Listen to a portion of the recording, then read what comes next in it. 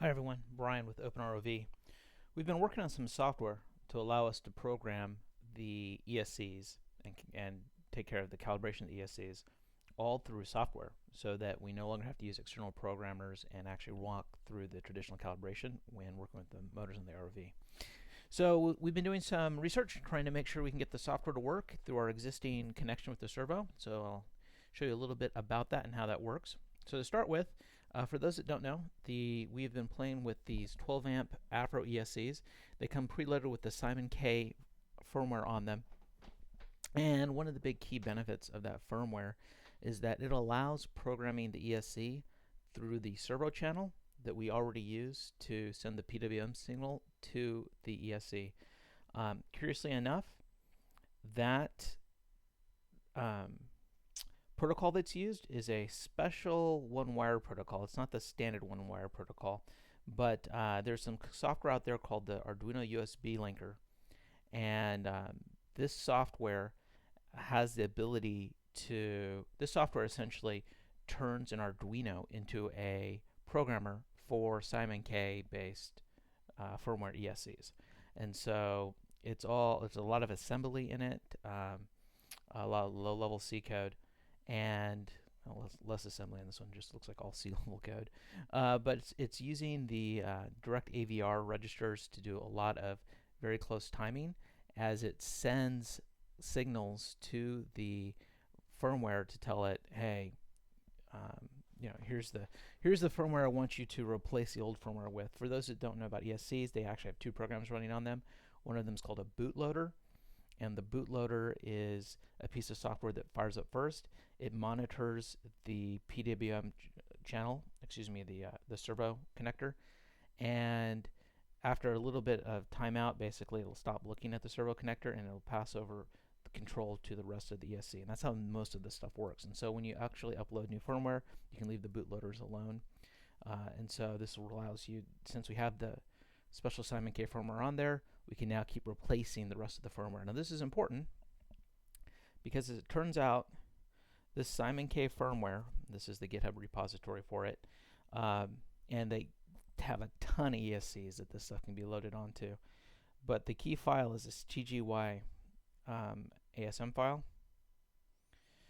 So this firmware does not allow for typical programming like some of the other ESCs you may have used. If you want to change the modes that this one's in, including enabling reverse, you actually have to come into this assembly file and actually change the options right here to different options. And there's a ton of options in here. So as it turns out, for our purposes, that's what we need to do. We need to make sure that we can do RC car style reverse, so it'll work with our ROV motors. And we also want to mess around a little bit with the actual range. So in our software, we know that the Arduino sends a signal between 1000 milliseconds and 2000 milliseconds. This SimonK firmware comes preloaded expecting a smaller range. Actually, I'm just looking where it is on here. Here's its pulsing information. And there's a variety of reasons. Ultimately, a lot of the ESCs, they're meant to function with typical RC remotes, and there's a lot of fluctuation in the actual PWM signals that they end up receiving. So, there's a lot of ranging information that has to take place. In our case, we have very specific ranges, and the tolerances on the Arduino, even with the resonators, is fairly tight. So we want to open this up to the full 1000 to 2000 range here. And we want to enable the, I think it's this one. If I'm wrong, don't worry, I have it set correctly in the firmware. Forward and reverse throttle. So we want to set that. And then ultimately we want to recompile that whole setup. So what we've done is playing with this. We've set up our, so under my fork and repository, we've basically taken that and made the changes that I had mentioned. In fact, let me go to my CI builds, commits, a lot of testing, tweaking, reverse and full range check-in. Alright, so here's where you can see what we did. We changed the reverse.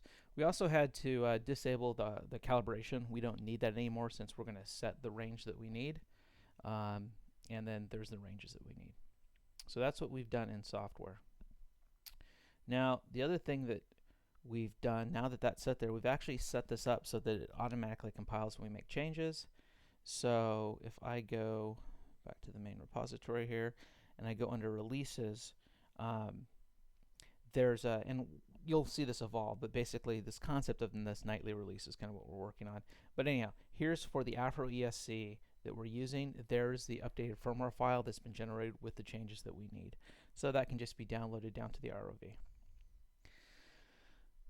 Now, I have a copy of that. So there's that Afro FNet reverse full range 50 millisecond dB hex file is an example of that particular firmware. So we got a lot of pre-work here. So we've set up, we've got a new particular firmware. We have software that turns the Arduino that we already have into a programmer that can program the ESCs through the servo line going on. So let's see it in action. So first thing we're going to do, we're going to go ahead and install the USB linker software. So I have created just a small script that pretty much leverages what we already had to kind of build Arduino software and push it to the to our Arduino chip. So it's going to go ahead and it's compiling that Arduino firmware project.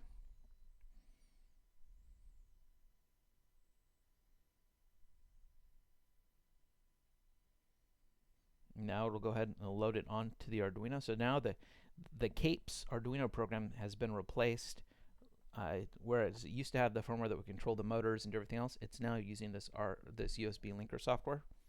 And now that it has the USB linker software, we are essentially going to go ahead and use the AVR dude, which is what everything uses to load firmware onto Arduino boards.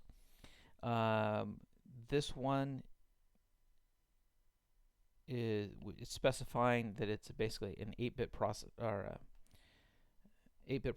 for the ATmega and the ESCs. The baud rate we're going to connect to it with, the port that we're using, which is our serial port that we already had to our Arduino, the style of programmer it is, the AVR ISP v2 is kind of the generic protocol that's being used, and then it's going to -E I believe is to replace the existing ROM. To erase the file before it actually applies new firmware. And then finally it's going to go ahead and put this firmware onto it, and we have some diagnostics information with the -VV.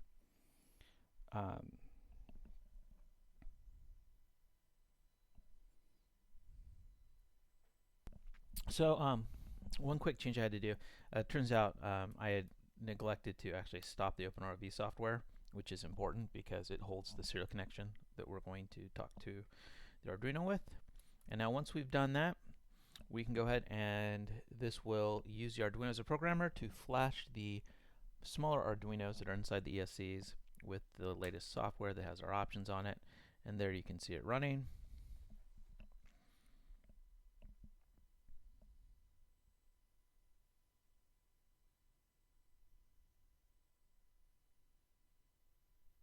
And voila, we have now flashed the ESCs with that new firmware. So that's what we've been up to.